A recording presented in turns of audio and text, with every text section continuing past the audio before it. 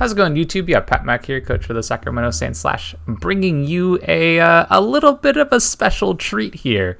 We're taking a look at the playoffs for the Alola Division in UGA, and I have two co-representatives in the Alola Division.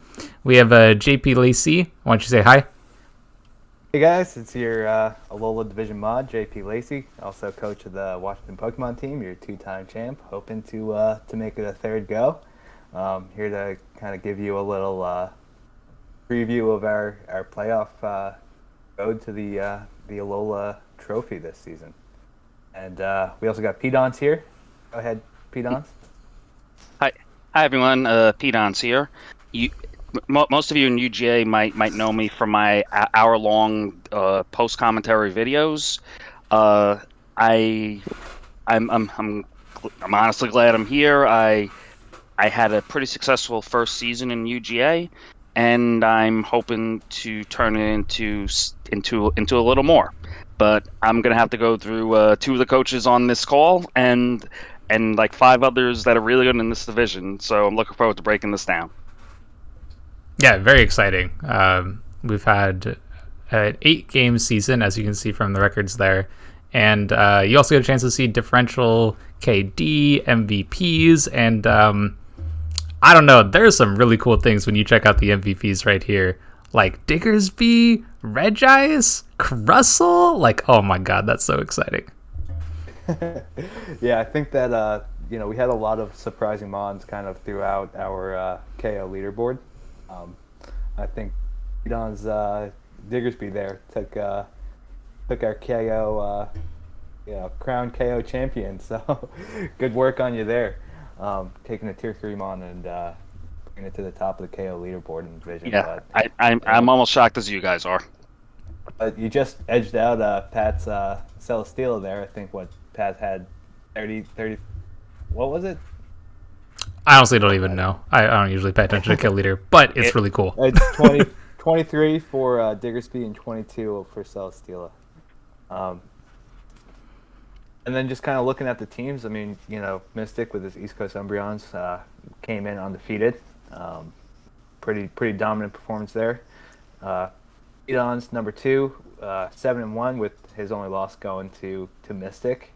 And then we've got last year's UGA Grand Champion runner-up, Maryland Magmites, and number 3, patmac there, number 4, me at number 5, and then the dynamic duo power couple of the Alola division, the Fenhal Frosties with Coach Becca and Cam with his Manitoba champions at 6 and 7, and the Lake Erie Wishy-Washies kind of getting in there at number 8, and I think there's just some cool things to point out. I think, Edon, you pointed out that your Week 8 opponent just missed out on the playoffs by not picking up 1 KO against you.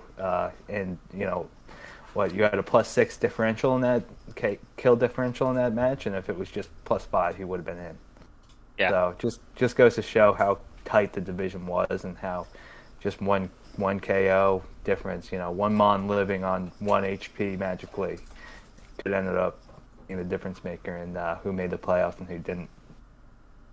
Yeah, and those are the best ways to have a division, like have a really close race and have it come down to the last game to make or break it. Yeah, I think that, pretty much nothing was set going into the last week. Like all the different positions as far as like, who finished first, second, all the way through 8th was decided on the last week. So it was definitely an exciting ride all the way to the end. Absolutely, and like even with 2 games left, my set ended up being the second to last played this in the Alola division. The 1 seed and the A playoff teams were still not decided at that point.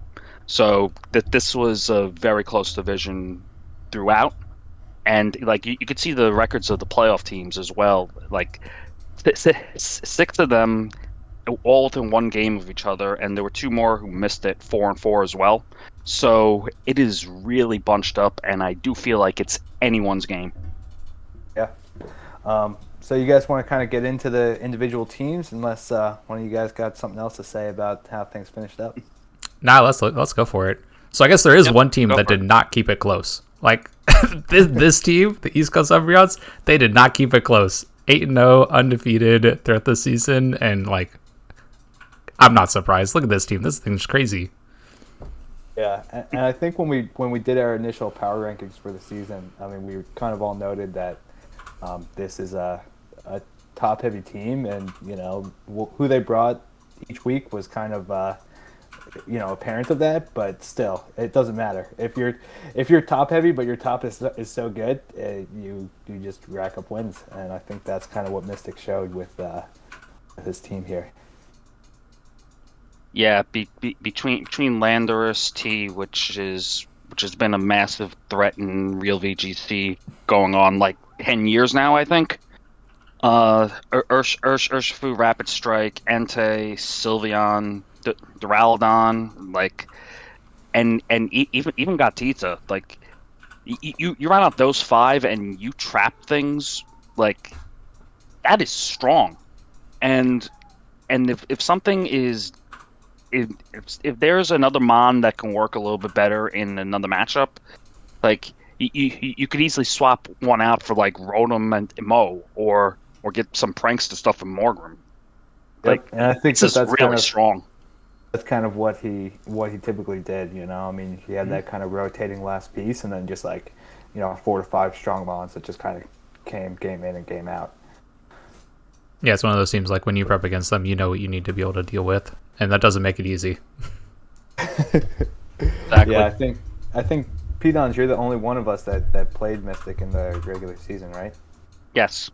Yeah, I didn't play them. Yeah.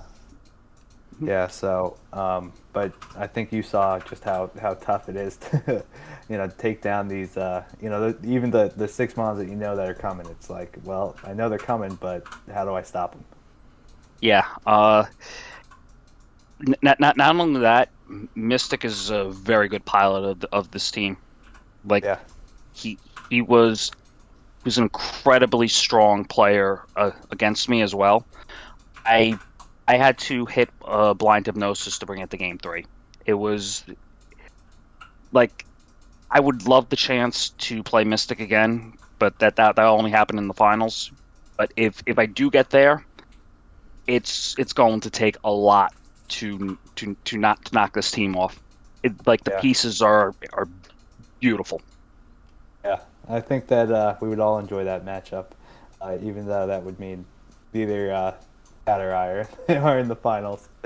Um, But yeah, and then I mean, just kind of last thoughts from me on this team is even though there's the top 6, I mean, Mystic is creative enough to like you think you've got a plan to beat this team, and then all of a sudden Shedinja comes out and you don't have anything to deal with it, and it just it just hardwalls your team. So I think that it's even though it is top heavy, there's like still some surprises. Like Persian never came to a match, but I could see it just kind of being a disruptive force, or same with Shedinja, Reboot, with Libero, just being problems. So Version is going to have an impact on a playoff game. I don't know which one, but I have a very strange feeling it's coming. I'll leave it at that. Yep. Okay, so let's take a look at our second team, and this is Pedon's team, which we kind of spoke about earlier, with a 7-1 record and the only loss coming against the previously seen team. And what do you guys think about this one? Yeah, well, since we just played a couple weeks ago, I'll kind of give some of my insights as far as like prepping for this team and what it's like to face it, because I think that the changes that you made at the trading period, Pedons, it's just so tough to predict what's coming, and you got so many different modes, and it's so fast, and then the way that you pilot it, like, I mean, who would have thought that I would see a Choice Scarf Tapu Koko? Who would have thought that I would have saw a weakness policy Weavile? I mean, just those things, that like just totally catch you off guard. And hell, I mean, that's the cool part about draft, is like you can just steal a game, and just by being creative, and then it's just so hard to come back after that, to win those two when you're playing a tough opponent with a good team. So, I think that, in my eyes, I think a lot of people in the league, no discredit to Mystic because he's definitely got a target on his back being undefeated. But a lot of people also see this team as the team to beat in the playoffs, and I think I'm excited to see how that round one goes. Yeah, Yeah, definitely gonna be interesting. as it turns out, my round one spoiling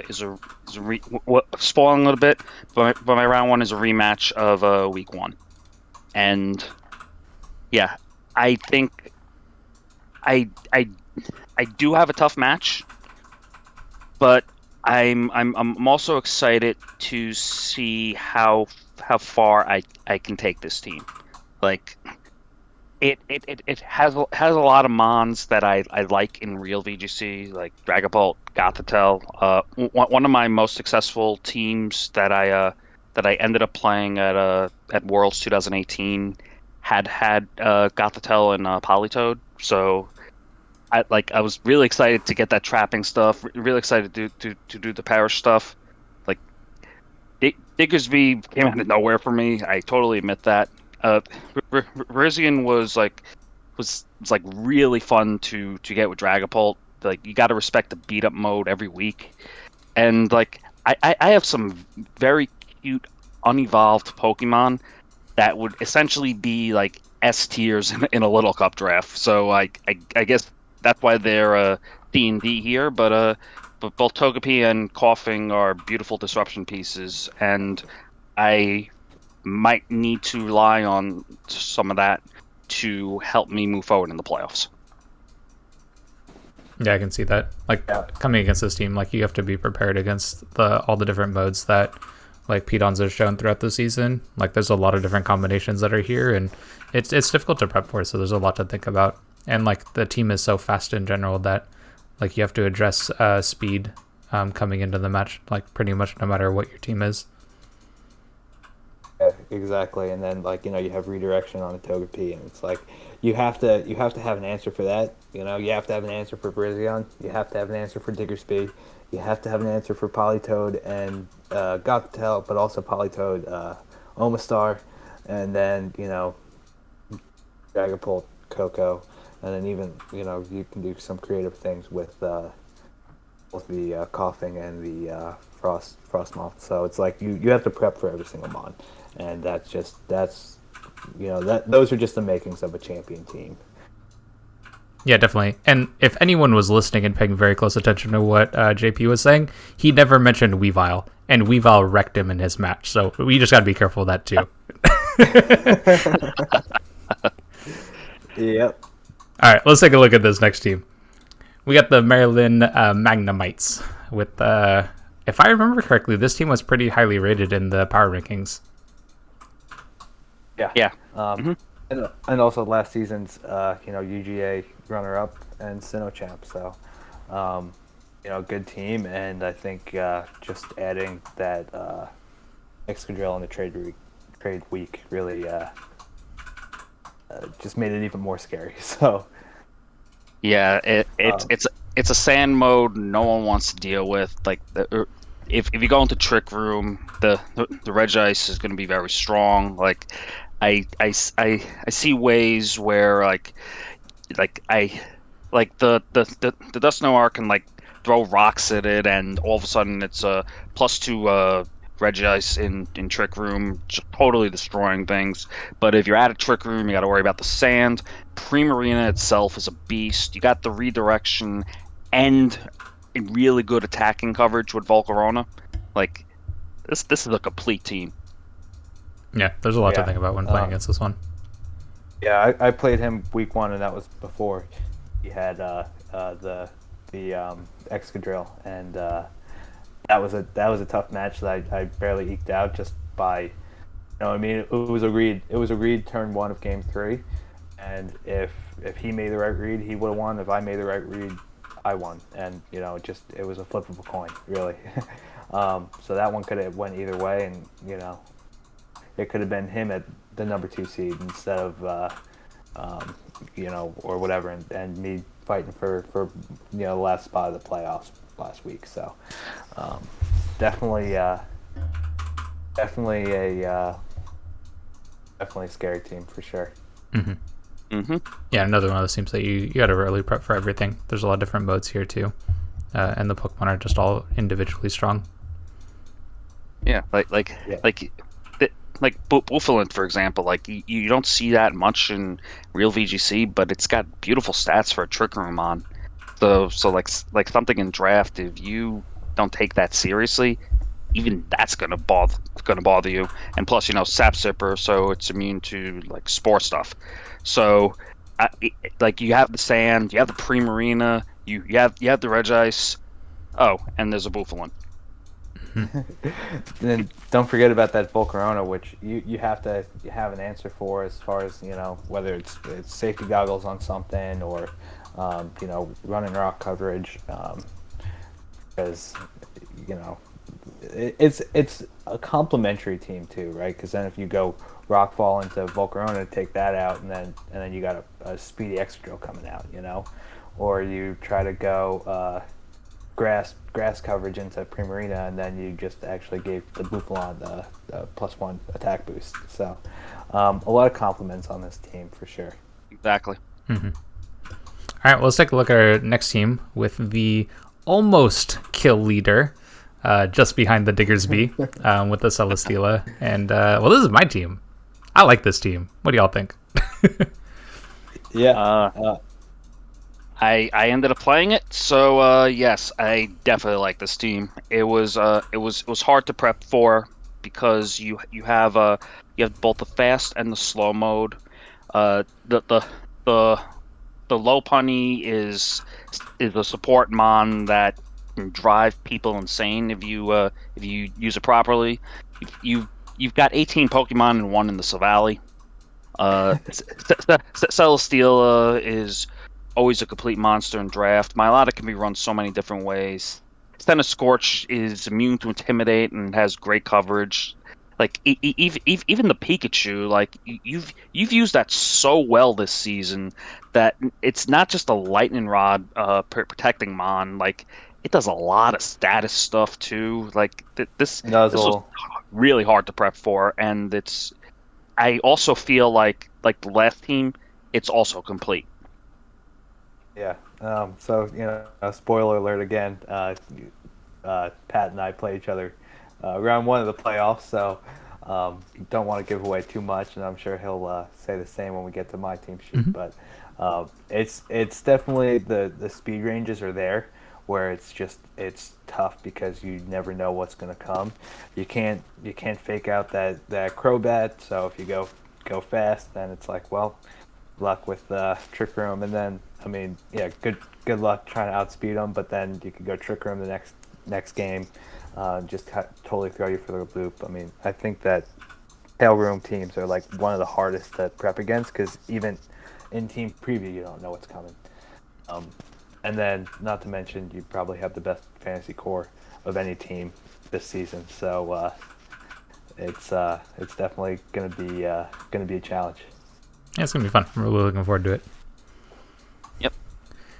Okay, and we kind of mentioned that these two teams will be playing each other. So this is JP Lacey's team, and I think this is the first time I've really looked at the whole thing. So I don't know, Pete, why don't you just talk about this team first, and then I'll get my chance to think about it a little bit. Sure. We this team has a lot of team speed. To give you guys an idea of how fast it is, I'm going to use something from my video versus this team. I had the fastest 3 Mons in Dragapult and Tapu Koko and Weavile. Virizion is a pretty fast Mon at 108. This team has 6 Mons that are faster than Virizion. More than half the team is faster than 108 speed Pokemon, and not all of them are just like, oh, I'm just here to support things. Like, no, like Frostlass can make a Tauros a +6 monster. Sneasel is able to enable a lot of these mons. Like you could do some of the weakness policy stuff with the Crustle, maybe the Mudsdale, like the Thunderous Saurus and the Ganondale. So Starmie ended up being one of JP Lacey's strongest attackers. The Thunderous is, of course, a busted mon. Urshifu single strike. I don't think we need to talk about that thing too much because it just kills everything. Moltres, beautiful fire coverage. Mudsdale, a beautiful answer and trick room. Like the only quote unquote weak link would be the Magneton, and I don't even think that's a weak link. Like that thing hits hard. Mm-hmm. Yeah, it's very strong. I'm disappointed I didn't really get to use Magneton much during the regular season, but who knows? I think that last season I had him on that didn't really come out. I think it was like Magmar or something that didn't really come out at all during the regular season, and then in the playoffs it was like one of my strongest ones. So who knows? Maybe Magneton's my ace up my sleeve for my playoff run. Yeah, definitely. And like as much as playoffs are kind of a different beast, like that means that a lot of the things that like didn't show up in the regular season, like you still got to prep for them. You know, you still got to keep them in mind. Even coming into a match, no matter how much a coach has used or not used them on. Like sometimes the most used mon doesn't come, and the least used mon does come. And so like that's one of the cool parts about Draft League, just in a general sense. And playoffs are no different than that, right? It's just there's more on the line. Yeah, and I think that's kind of what we were talking about with Mystic's team earlier with that Persian that it never came, but it could wreck someone's day. Mm-hmm. Yeah, definitely. And before we move on to the next team, let's just take a look at the bottom right corner of this screen. Like this man is the 2-time Alolan Division champion, so he's gonna have to get through me, right? And so I'm gonna try to put a stop to that, but obviously very good player. So I'm not letting go of my trophy that easy. All right, let's take a look at this next team. So this team, I believe, came in at 4-4, if I remember correctly. This is one of the ones that, like, correct, in those 4-4 teams that were fighting and vying for the playoffs. And Becca did a great job with this team. I remember prepping against them in week 3 or 4 or whatever it was, and this team is strong. There's a lot of different pieces here that like you got to really be careful of that like just snowball so well. It's got like 4 like beast boosting type mons. I'm gonna count Glacier as like that too, but yeah, crazy scary team. This team seems like it was summoned into existence by Lusamine from Sun and Moon with all these Ultra Beast, but this team got a lot better at the during midseason because Togetic is really good for this team. And the reason is it is a bulky follow meter that can help Stack Attacker set up Trick Room, and Stack Attacker can do stuff on its own, or even set up for the Glastrier or the Tapu Bulu. Like I would go as far as to say I think the redirection was the one piece this team needed, and Becca got one of the best redirectors in the game to supplement the rest of this team. It is a scary team to face. Yeah, definitely. And don't sleep on Sigilyph. I mean, I don't want to spoil any upcoming things, but she's done some fun things with that Sigilyph. So some adds to this team over the trade period week, I think, really kind of changed the whole dynamic of it. And I mean, talk about like surprises. You don't know what you're gonna get. You could, prep for Trick Room, and then all of a sudden here comes Drifloon and Bulu, setting up the Tailwind, and or weakness policy proc, or actually here comes Togetic and the what's the electric beast there? Circuitry. Circuitry, yeah. Yeah, circuitry, exactly. And then it's just like it starts beast boosting on you, and it just snowballs. So definitely a snowball team. I think that her mascot suits her well for just the way that this team is built. So I think that it can be a disruptor kind of throughout the playoffs. Definitely. Okay, and then the other half of the dynamic duo, the Manitoba Machampions. And this team, like, I don't know, the first thing you look at is its Sun, right? You always got to worry about Torkoal and Venusaur. That combination is scary. Oh, I think for sure. Cam's got some really cool combos here between the Torkoal Venusaur, but then you got the Excelgor Palisand in there, and hell, maybe he just goes Masharna and Aegislash and just goes Trick Room, or uses the Sun mode with the Heliolisk, or just uses the Impidimp and sets up some screens and outbulks you, and goes to town with Moxie Salamence. So Yeah, I will be playing Cam in the first round, so I'm going to have to be able to talk about this on a surface level. yeah, But one of the things we noted in the power ranking videos was that there was only really Venusaur and maybe Torkoal as a Dynamax candidate, and during midseason, Cam changed that up in spades. Salamence is a great Maxmon. Palisand, especially with a Cellular, is also a great Maxmon. So you take a team that had a lot of options and was scary on paper, and you add that. This is a team that was already good that I think got drastically better at midseason. So I'm going to have my hands full trying to figure out how to beat this again. I can't wait to our matchup preview coming up in a little bit between your two teams here, because it's definitely some fun things to talk about. Yeah, definitely. Okay, and the last one of our playoff teams, making it in with like a very, very tight race. We mentioned earlier that there was a 1 point of differential between this team getting in and not getting in. And I mean, the team looks really strong, and like there's no surprise here that this team was fighting for a playoff spot with the power that this team has. Yeah, I think in the mod chat they the mods kind of graded the teams and the divisions, and I think that the mods voted this one as the best team in our division as far as just best draft, and you can see why with the Gudra, the Mamoswine, the Tapu Fini, two Defiant Mons with the Obstagoon and the Galarian Zapdos. Not to mention a pretty solid Trick Room mode with the Escavalier and the Slowbro. So definitely some pretty good pieces here. Yeah, when I was prepping for it week 6, Mamoswine was obviously scary, but I then had to respect what if he decides to go into a Trick Room, and now I'm staring down Slowbro and a Scavalier.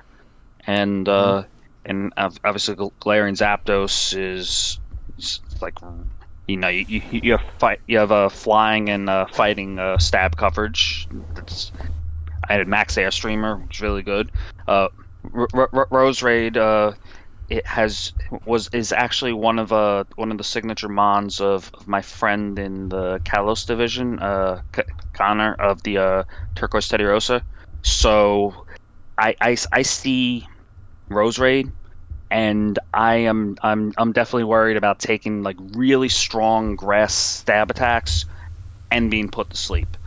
And Salazzle too, you have potential fake tier stuff to enable the Tapu Fini, the Gudra, potentially the Manectric, potentially the Slowbro.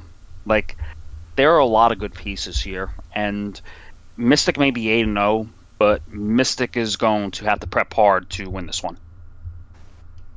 Yeah. Speaking of which, I mean, do you want to just jump right into that matchup preview? Because I think I got a lot to say about Yeah, let's go. All right, let's take a look at the teams. This is what we're really all here for, right? Like, we already seen the teams from the power rankings. Pete Ons put out a video at the midseason about the trades that happened, so y'all have seen the teams. Let's look at the matchups, right? Like, that's what we want to take a look at here. And okay, JP, we heard you. You want to talk about this one? Let's hear it, man. Yeah, I think that Mystic comes in 8-0, and surprisingly, I think he's facing his toughest matchup to date. I think that this team matches up so well against Mystic's team, the Lake Erie Wishy-Washies, just with Mamoswine and Finny alone. You can see with the ground stab, you're covering your the Entei, the Duraludon, not the Rotom, but then with your ice coverage, I mean, you can go Oblivious and an Ice Shard to just chunk a Landorus, or just KO it. And then the Finny, it super effective against Entei, super effective against the Landorus, super effective against the Urshifu. The Urshifu can't really touch it unless it runs Poison Jab, but Finny's just so bulky. And then Sylveon. I guess Sylveon could be a little bit of a challenge for the team, but then he's also got the Escavalier, which sure, maybe a Mystical Fire could do a good chunk against, but yeah, I just see that this is just a tough matchup for Mystic for sure. What do you guys think? Yeah, I think Oh, go ahead. Besides the you mentioned Sylveon. Besides the Escavalier, he's also got Salazzle and Roserade. So Yep. those are the ways to really slow down Sylveon a bit. I think given how Mystic has used Entei this season, there could be a case to run Mamoswine Thick Fat instead of Oblivious. Like, I'm expecting that it'll probably be Oblivious, but if the damage calcs are saying, you know what, I can get this done in -1, like you can run it Thick Fat, and all of a sudden you pair it with Feeny, like, you're not getting burned. Sacred Fire's not doing that much. You're still KOing like Landorus. Like, you take a look at the stuff Lake Erie Wishy-Washies have into the East Coast Umbreon, like pretty much everything you mentioned, JP. And yeah, this is I think this is going to be a tougher, like, 1v8 game than the Mystic might have been expecting coming in. Now, is it unwinnable? Of course not. Like, Mystic's 8-0, and I definitely see ways Mystic can get around this. Like, but we'll just have to see what happens with the prep. Yeah, definitely. And that's why who knows? Maybe it's Persian Ninja that wins the match. So I'm excited for this one. I think that this is going to be an awesome matchup. I think that Mystic definitely has his hands full, and I think that also I'm pretty sure that my first season in UGA, when I got the championship and the Alola division, I was the last seed coming into the playoffs, and all you need is that ticket in, and then you can make a run. So, just because you're coming in 4-4 and the last spot of the playoffs does not mean that Lake Erie Wishy-Washies are not a threat and could end up coming away with the trophy. Yeah, and at the end of the day, this is VGC, not the NBA. Anyone can beat anyone. Yep, definitely. Yep, exactly. Yeah, and then just kind of echo the idea about the Mamoswine and Tapu Fini. Like, I think that those two Pokemon pair really well. I think it's a really good notice, JP. And one of the things that's so good about it is that, like, the things that threaten Mamoswine tend to be like the Entei or the Urshifu, and those, and like the mons that threaten the Fini, like the Rotomo or I don't even know. Like after the Rotom Mow, like what really threatens Fini, but like those months can get taken care of with Mamoswine. And so like the two of those together, I think pair really well here. The Duraludon can kind of do well against the Fini. Yeah. Yeah, but I mean, Duraludon's special defense ain't great, so. Yeah, true. Yeah, not being able to resist I mean, they're neutral against each other essentially. If I'm Mystic here, I'm prepping for a Fini Mamoswine lead, and if I'm the Wishy-Washis, I'm starting with a Fini Mamoswine lead, just going hyper offense and going down. But hey, don't let me influence your guys' prep. I hope hope you guys get your flow on with whatever leads work best for you all. I think Obstacles are really interesting mon here too. Like there's the idea of like, do you want to go Guts? Do you want to go Defiant? Like both of those abilities look really good against the Umbreon team.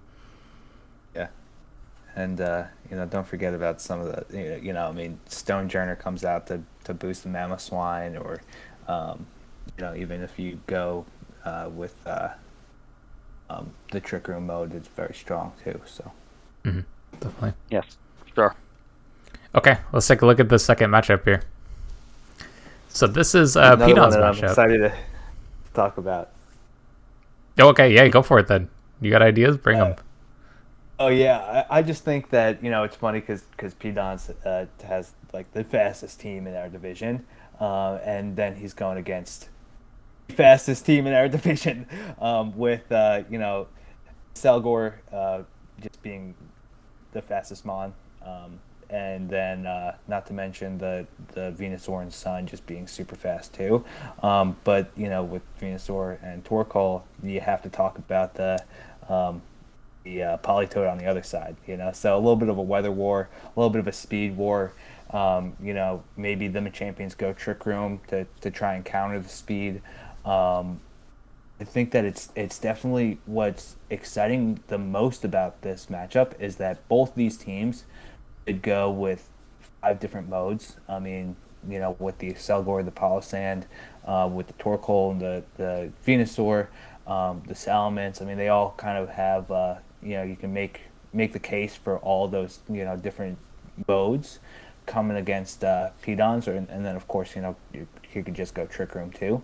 But then, we've already talked at length about Pidon's team and how there's so many different modes that could counteract, and I think that there's definitely going to be weather wars at play.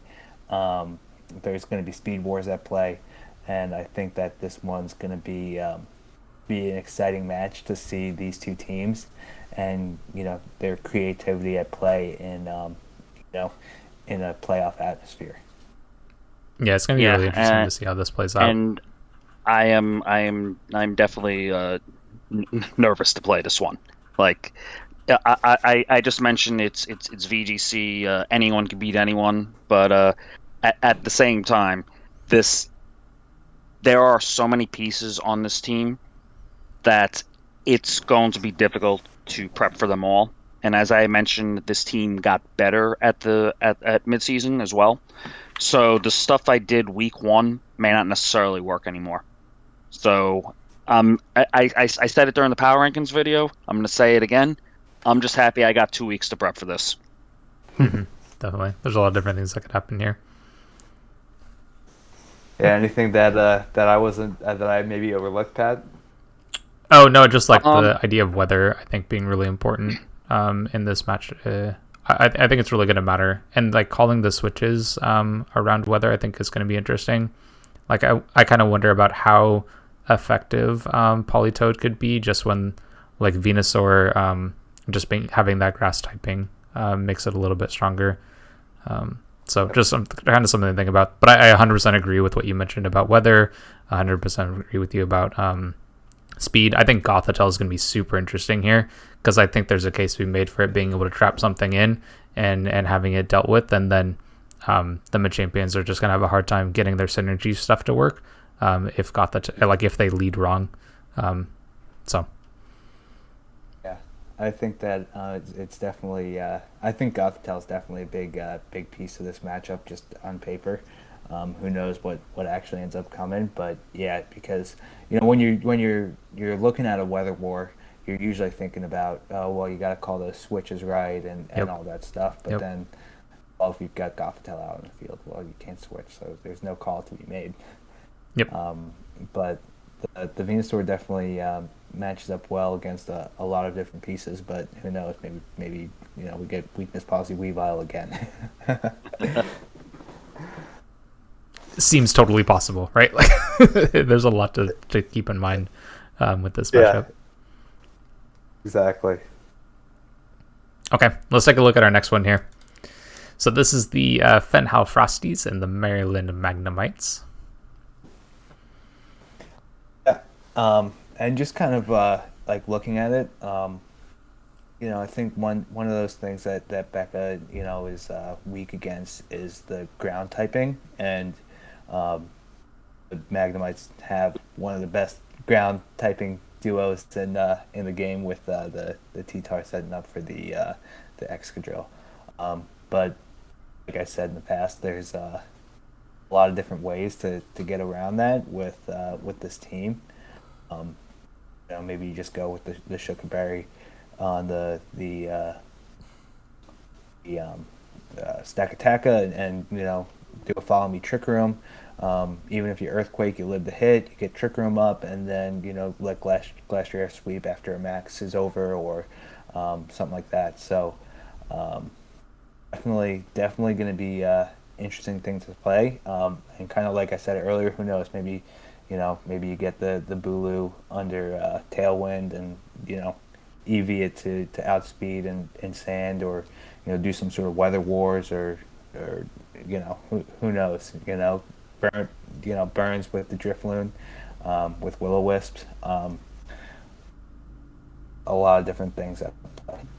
Yeah, 100% Yeah. agree. And then the idea about Look- like earthquaking, like there is a Tapu Bulu on the other side with grassy terrain, so like that's got to be something you prep for and keep in mind. And then if you don't bring earthquake, then Togetic redirects those ground attacks. So there's a lot of like interesting ideas to keep in mind for prep on the Magnemite side of things. And I mean the Fenhal Frosties like got to make them respect it too. So there's a lot of interesting parts to this, even just in that matchup right there. Yeah. One of the things I do see, and it's something Becca might have to deal with, is that if the Magnemites lead Excadrill, like a lot of these Mons seem weak to its stabs. So any game plan Becca comes up with probably needs to be able to deal with a maxing Excadrill in some form. Because like you got the Steel Spike, it's good, could potentially KO Togetic if it hits hard enough. It hits the Bulu hard, like Jinx, even though it's pretty frail. But then you go like Max Quakes, and you got Stack Attacka down. You got Gengar down. And yeah, I forgot to mention Glastrier could also be hit by the Steel Spike. Mhm.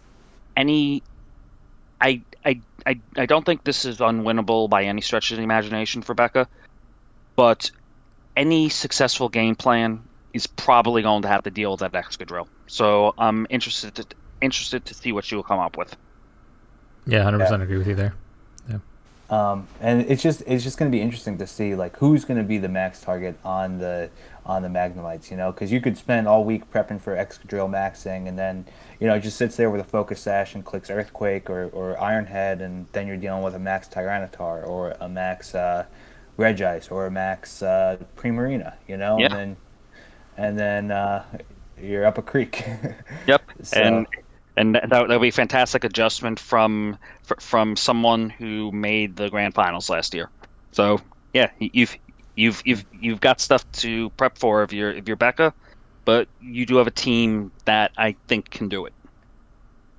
Yeah, definitely. yeah, and it's going to be exciting to see what six Mons come on both sides, because this is one of those matchups where if like you call the Mons that come right, you can win the game, and if you call them wrong, you're down 2-0. So Yeah, definitely agree.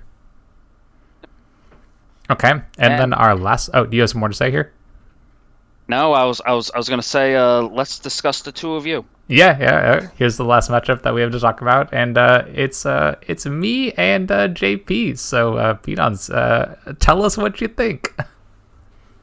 Uh, I, I think both of you are going to be throwing so many tricks at each other that whoever wins this one is going to be bruised and bloodied, but is going to earn it.